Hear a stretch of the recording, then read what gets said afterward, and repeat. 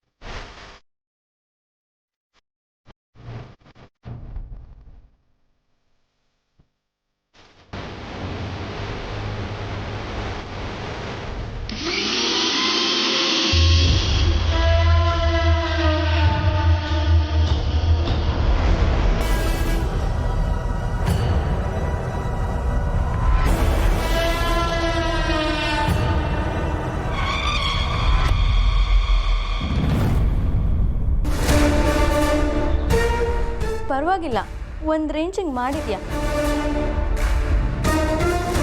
ಆದರೂ ನಿಮ್ಗೆ ಅದೃಷ್ಟ ಅಂದರೆ ಅದೃಷ್ಟ ಬಿಡಿ. ಎಲ್ಲೋ ಅನಾಥಾಶ್ರಮದಲ್ಲಿ ಮುಸ್ರೆ ತಿಕ್ತಿದ್ದವಳು ಇಷ್ಟು ದೊಡ್ಡ ಮನೆಯಲ್ಲಿ ಇಂಥ ಕೆಲಸ ಮಾಡೋಕ್ಕೆ ಸಿಕ್ಕಿದ್ದೇ ದೊಡ್ಡದು. ನೀವು ಈ ಮನೆಗೆ ಬಂದಮೇಲೆ ಕದಿಯೋದು ಎಲ್ಲ ಮಾಡಿಲ್ವಾ? ಇಲ್ಲಂತೂ ದುಡ್ಡು ಒಡವೆ ಏನು ನೋಡಿರಲ್ಲ. ಅಟ್ಲೀಸ್ಟ್ ಇಲ್ಲಾದರೂ. ದೀಪಿಕಾ, ನಾನು ಅನಾಥಾಶ್ರಮದಲ್ಲೇ ಬೆಳೆದಿರ್ಬೋದು, ಆದರೆ ಬೇರೆಯವ್ರ ಸಂಪತ್ತಿಗೆ ಕಣ್ಣು ಹಾಕೋ ಬುದ್ಧಿ ಇಲ್ಲ. ನಮ್ಮ ಅನಾಥಾಶ್ರಮದಲ್ಲಿ ಸ್ವಾಭಿಮಾನ ಕಲಿಸಿದ್ದಾರೆ. ಓಹೋ, ಅದು ಬೇರೆನಾ? ಅದು ಸರಿ, ನಿಂಗಲ್ಲಿ ಊಟ ತಿಂಡಿ ಎಲ್ಲ ಸರಿಯಾಗಿ ಸಿಗ್ತಿತ್ತಾ? ತಂಗ್ಳು ತಿನ್ಬೇಕಿತ್ತೋ ಏನೋ.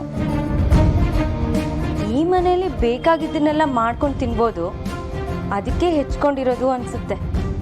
ದೀಪಿಕಾ, ನಾನು ಸುಮ್ಮನಿದ್ದೀನಿ ಅಂತ ಅದು ನನ್ನ ವೀಕ್ನೆಸ್ ಅಂತ ಅನ್ಕೋಬೇಡ. ವಾಯ್ಸ್ ರೈಸ್ ಮಾಡ್ತೀಯಾ?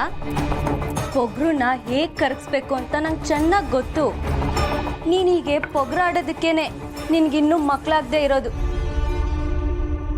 ಪಾಪ, ಅನಾಥೆ ಹೊಟ್ಟೆಲ್ ಹುಟ್ಟಕ್ಕೆ ಆ ಮಗುಗೂ ಇಷ್ಟ ಇಲ್ಲ ಅನ್ಸುತ್ತೆ.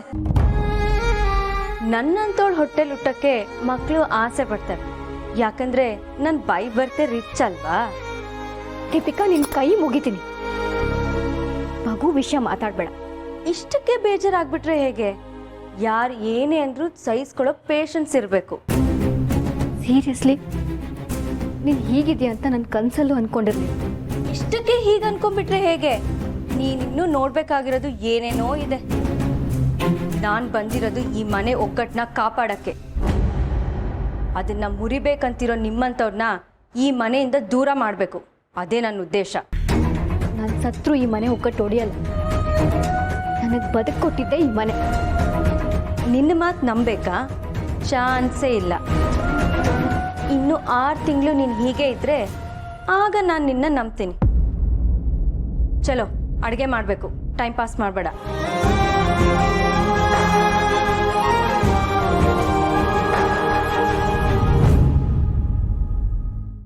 ZEE5 ಆಪ್ ಡೌನ್ಲೋಡ್ ಮಾಡಿ ಎಲ್ಲಾ ಸಂಚಿಕೆಗಳನ್ನು ಸಂಪೂರ್ಣ ಉಚಿತವಾಗಿ ನೋಡಿ.